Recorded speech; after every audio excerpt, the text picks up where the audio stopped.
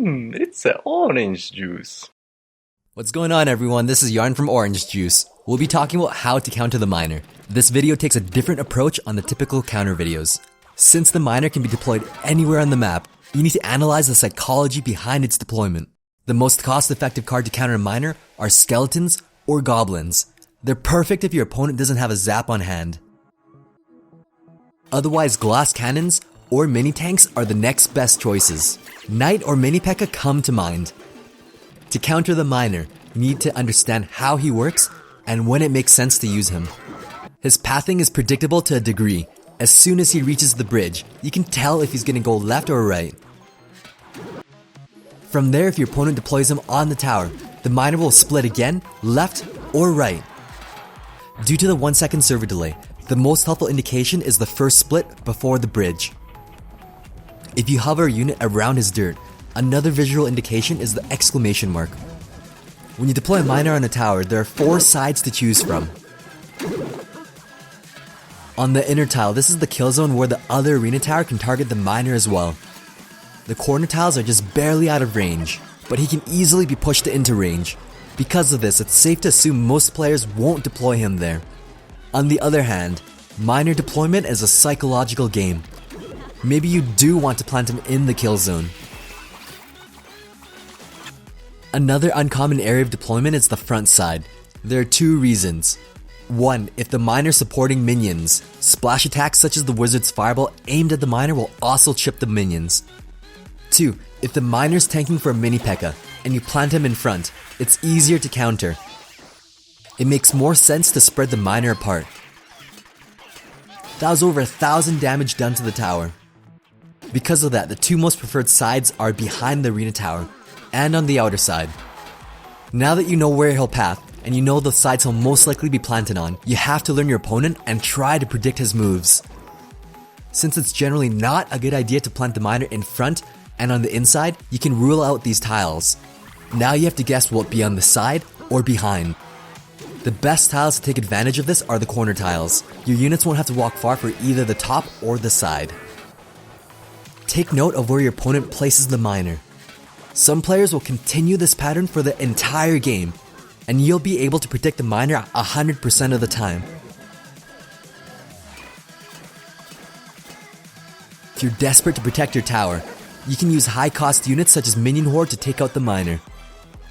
Be careful not to be out-predicted. Here I predicted my opponent would protect the left tower, so I sent my miner to the right side. The miner is the perfect counter against the princess. 2 whacks to the head and she's done. To effectively use the miner, it's all about predicting patterns, whether you're using him or defending against him. It's very important to predict patterns when using or countering the miner. Here I noticed my opponent would always plant the princess in the center to take out my minions, so I waited until he had a princess in his hand, then baited her with my minions, and pre-planted my miner to where the princess would be. Since the miner counters the princess, you have to read the situation. If your opponent needs to take out your princess, surround her and protect her with skeletons. You can do this with other units too. Mini P.E.K.K.A wrecks the miner. Some very good combos with the miner are swarms such as minion hordes and glass cannons such as mini P.E.K.K.A. Since the miner has reduced damage to crown towers, his primary function is being a mini tank. He outputs less damage per second than 1 skeleton on an arena tower. Because of this, it may be more wise to take out the associating combos if you can't immediately address the miner.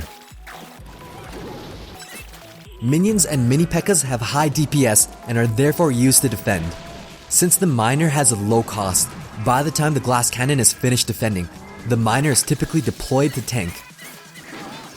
Here's an example of the miner tanking for goblins. Together they dealt over 1,500 damage. Fast forward the match, and the enemy went in for another miner goblin attack. The cannon was placed close enough to the miner, but far enough that the goblins would aggro towards it. Given that Zap wasn't in rotation, this was a much better defense. The miner is a hard counter to buildings. He'll destroy passive buildings for a positive elixir trade. Once you discover your opponent has a miner, unless you have high damage troops such as mini P.E.K.K.A or goblins to kill the miner, it's not a good idea to use the elixir pump anymore. Similar to the arena tower, you need to understand which tiles he should and shouldn't be planted on. If the elixir pump is planted beside the king's tower, generally these tiles are avoided because the miner will go straight to the king's tower after taking out the pump and activating him early. With that being said, it's an amazing location to use the miner as most people are unfamiliar with this positioning. The miner generally shouldn't be deployed directly above the arena tower on these two tiles, as he'll just target the tower instead. One interesting thing to note is that the miner will always attack the left corner of the pump. So with that in mind, these are the spaces he'll most likely be planted on. If you don't know the pattern of your opponent, or if your opponent is smart enough to randomize their pattern, the safest place to plant the card is in the corner to minimize travel distance to both sides. That's it for this video. Thanks for watching. Be sure to like and subscribe for more quality OJ.